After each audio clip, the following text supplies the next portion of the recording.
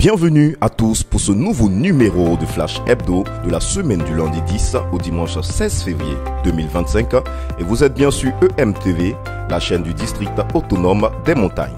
Au plan national, santé, le gouvernement ivoirien a adopté le mercredi 12 février en Conseil des ministres un décret portant création, attribution, organisation et fonctionnement de l'établissement public hospitalier national dénommé Institut de cardiologie de Bouaké, en abrégé ICB.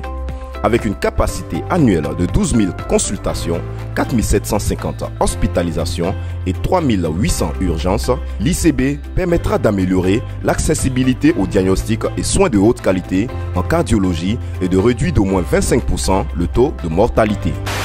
Infrastructure routière. Les péages d'Etikon, Tolakro et Lakota, situés sur l'axe Ondossi-Divo-Gagnoa, ont été officiellement mis en service le vendredi 14 février par le ministre de l'Équipement et de l'Entretien routier, Dr Amédée Kofi Kwaku. Ces infrastructures modernes, équipées de 4 cabines d'encaissement, de salles de vidéosurveillance et de postes de sécurité, viennent renforcer le dispositif de financement de l'entretien routier en Côte d'Ivoire. Formation professionnelle.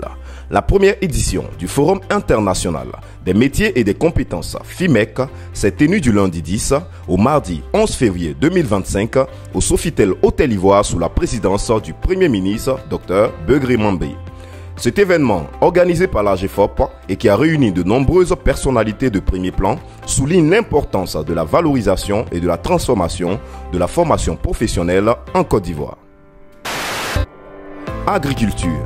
L'Agence nationale d'appui au développement rural, ANADER, a reçu au cours d'une cérémonie qui s'est déroulée le jeudi 13 février au centre de formation ANADER de Bergenville-Lamé, un important don de matériel d'une valeur de 4 milliards de francs CFA du ministre de l'Agriculture, Adjoumani Kobenan, afin de renforcer l'efficacité de l'agence, améliorer les conditions de travail de ses employés et optimiser le rendement. À l'international, le 38e sommet de l'Union africaine UA s'est tenu du samedi 15 au dimanche 16 février à Addis Abeba. Le sommet a vu la désignation du président angolais João Lourenço par ses pairs comme nouveau président de l'Union pour l'année 2025 et l'élection du ministre des Affaires étrangères de Djibouti, Ali Mahamoud Youssouf, en tant que nouveau président de la Commission de l'Union africaine. La 61e conférence internationale de Munich sur la sécurité s'est tenue le vendredi 14 février en Allemagne. Fondée dans les années 1960 comme plateforme promettant aux décideurs politiques d'échanger des idées sur la sécurité européenne, elle est maintenant le forum leader mondial pour discuter des questions de sécurité internationale, allant des conflits militaires au changement climatique et aux menaces cybernétiques. Sport tennis.